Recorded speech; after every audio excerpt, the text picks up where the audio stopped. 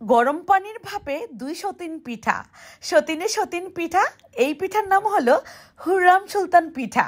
আমি এই পিঠার নাম দিয়েছি হুররাম সুলতান পিঠা, কারণ হুররাম সুলতানকে আমার অনেক ভালো লাগে। হুররাম সুলতান আর মাহি দেবরান, ওনারা 2 সতিন। ওনারা কিন্তু মহাযুদ্ধের মধ্যে লিপ্ত থাকে চুল টানাটানির মতো।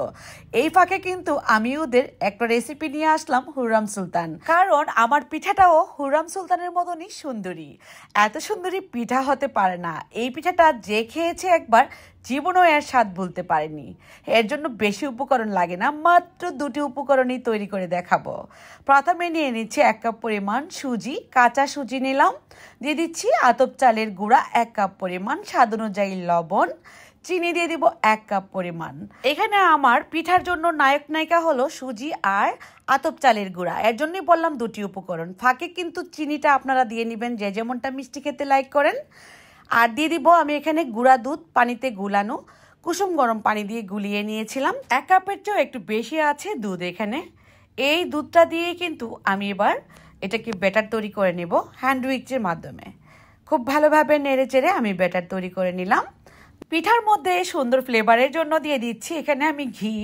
প্রায় 2 টেবিল চামচের মতো ঘি আছে। ঘি দেওয়ার পর আলতো হাতে মিশিয়ে দিব, এতে করে সুন্দর ফ্লেভার আসবে এই পিঠার মধ্যে। এত সুন্দর হবে এই পিঠাটা, হুররামকে হার বানাবে। তো এখন আমি একটা পাত্র নিয়ে নিলাম, এখানে পাতিল।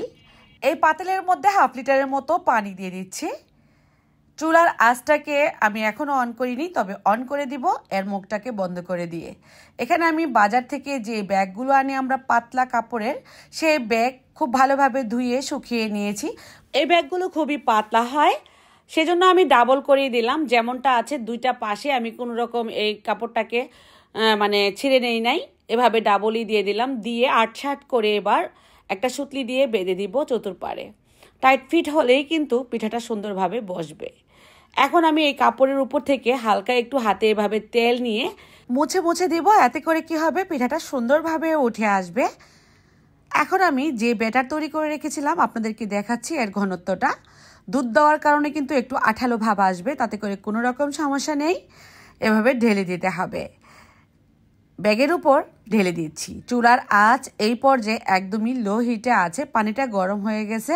যখন চুলার হিটটাকে বাড়িয়ে দিব তখন দেখবেন যে উপর থেকে ভাপ উঠতে শুরু করেছে।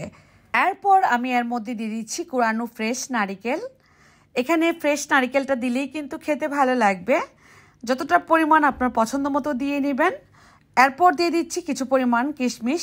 কিশমিশটা সাজিয়ে দিলে দেখতে সুন্দর হবে।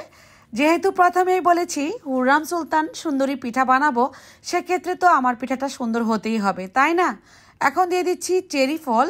এভাবে করে আমি নাইফের সাহায্যে সুন্দরভাবে চেরি ফলগুলোকে কুচি করে নিয়েছি, তারপর সাজিয়ে দিচ্ছি। হুররাম সুলতানকে সাজানো হয়ে গিয়েছে। এবার ঢাকনা দিয়ে ঢেকে ঢাকনার ফুটাটাকেও টিস্যু দিয়ে একটু মুড়িয়ে দিব, এতে করে কিন্তু ভাপটা বের হবে না। এখন চুলার হিটটাকে আমি বাড়িয়ে দিব। 15 মিনিটের মতো রাখার পর দেখবেন যে আপনার পিঠা অনেক সুন্দরভাবে হয়ে গিয়েছে।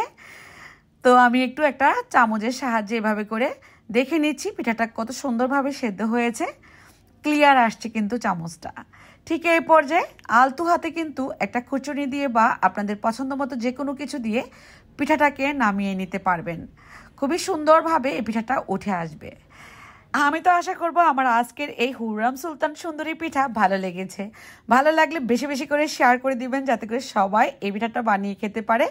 ভাপা পিঠা যারা বানাতে পারেন না, ঝামেলা মনে করেন, তারা কিন্তু এমন করে ভাপা পিঠা বানিয়ে চটজলদি খেতে পারেন।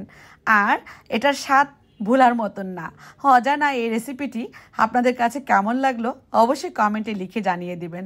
আর ভালো লাগলে আবারও বলবো বেশি বেশি শেয়ার করবেন। কতটা স্পঞ্জি হয়েছে এই পিঠাটা, একদমই ভাপা পিঠা ফেল। আর হুররাম সুলতান সুন্দরীও কিন্তু ফেল হয়ে গেল আমার এই পিঠার কাছে।